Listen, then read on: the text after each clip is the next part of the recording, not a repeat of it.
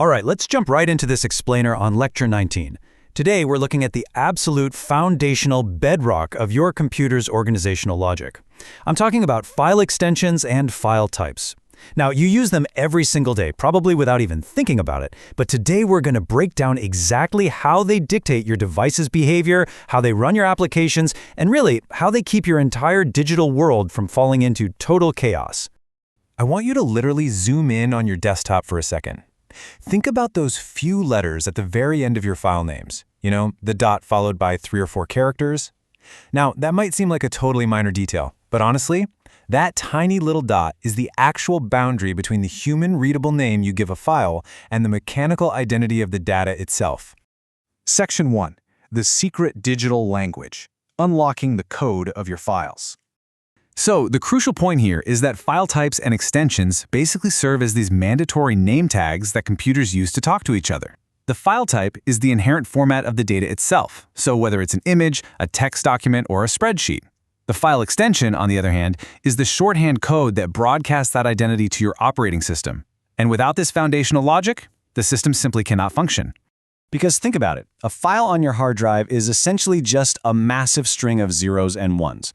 To a human, and even to a computer without any context, it means absolutely nothing. The extension is what bridges that gap. It takes all that raw abstract data and gives it a very specific digital function. It tells the computer exactly what kind of software container that data needs to actually become useful. Moving right along to Section 2, Decoding Common File Extensions, the usual suspects on your hard drive. You see, there's a really stark divide between human organization and machine logic. When you name a file a quarterly_taxes_final version, well, that's purely for you. The computer? It couldn't care less if it's your taxes or a recipe for banana bread. It only cares about the common extension. It's looking for that .pdf or .docx. It relies entirely on universally agreed upon extensions to make sense of our human chaos. Getting a solid grasp on this system is honestly like finding a decoder ring for your everyday workflow. Once you understand the interplay between file types, specific extensions, and those really common ones we see daily, you aren't just blindly clicking on icons anymore. You actually understand the underlying architecture, and you know exactly what kind of software is required before you even double-click a document.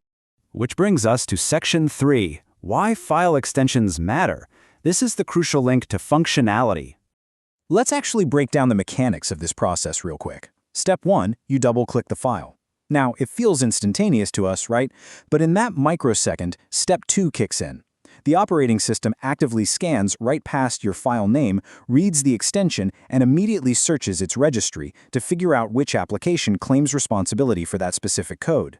Then, Step 3, the correct software opens your file. It's like this incredibly elegant relay race, happening literally millions of times a day. Without these tiny little letters acting as a real-time translator, your computer would be completely lost in a sea of unreadable files. Imagine trying to read a book in a pitch-black room. That is exactly your operating system without extensions. Every single time you clicked a file, it would have to stop and ask you what software to use. The speed and efficiency of our entire digital workspace hinges entirely on these little acronyms. So I want to leave you with this final kind of wild thought to ponder about the invisible systems keeping our modern world running. What would actually happen to our digital infrastructure if these tiny extensions simply vanished overnight? Literally every workflow, every automated system, and every document exchange would just grind to a dead halt. So the next time you hit save, take a second to appreciate the immense power packed into those 3 little letters at the end of the name.